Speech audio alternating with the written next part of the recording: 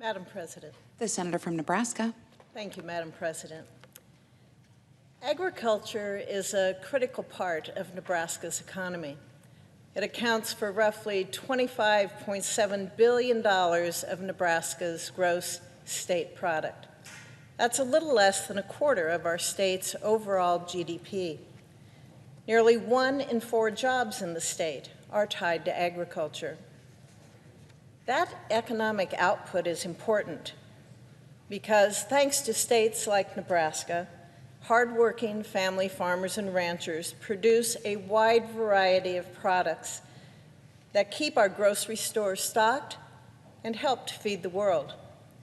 But our nation's agricultural bounty doesn't do anyone much good if it can't get to market.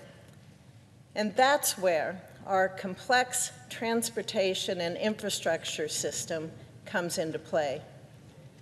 The railroad industry in particular has a big role in bringing agricultural products to locations across the United States.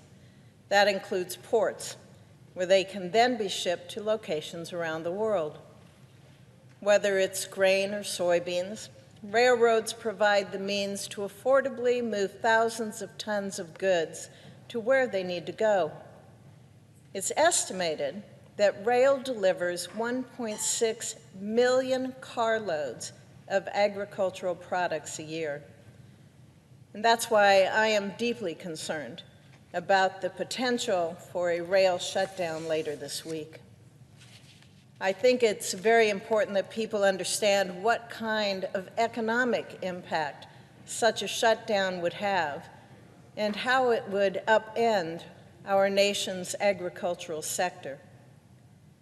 The consequences would be devastating.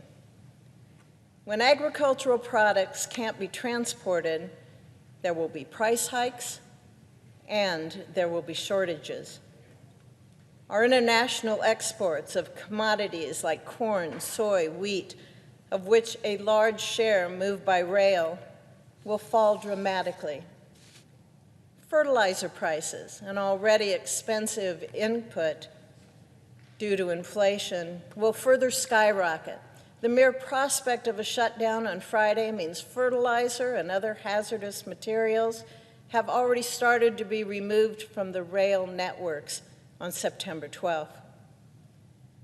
Biofuel plants could be forced to scale down operations or completely shut down. I would also point out that we have harvest coming up in Nebraska.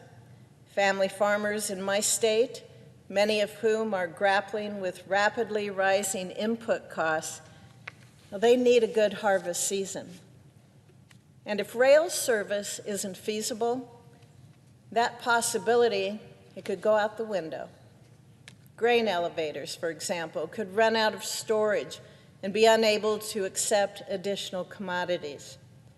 Family farmers and ranchers will lose critical revenue streams. The bottom line is, if rail shuts down, our entire agricultural system shuts down. It's that simple. All of this economic chaos would come on top of extreme inflation. Today's numbers put grocery prices up 13.5% over last year. Think about the toll this out-of-control inflation is taking on our working-class families. Then there's the international turmoil. Russia's horrific invasion of Ukraine has dramatically curtailed the flow of grain, which in turn has exacerbated food insecurity in Africa and the Middle East.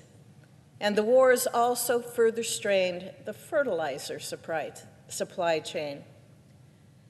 All of this is to say that the stakes of these rail negotiations couldn't be higher.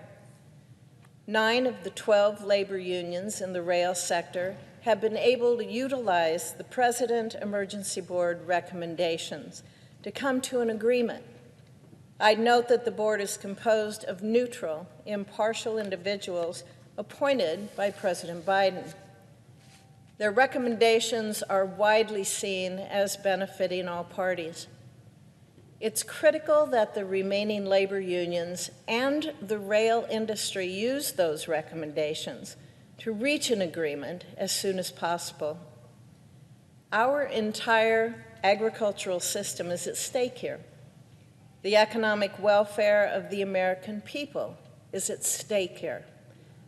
And the global food security is also at stake here. Thank you, Madam President. I yield the floor.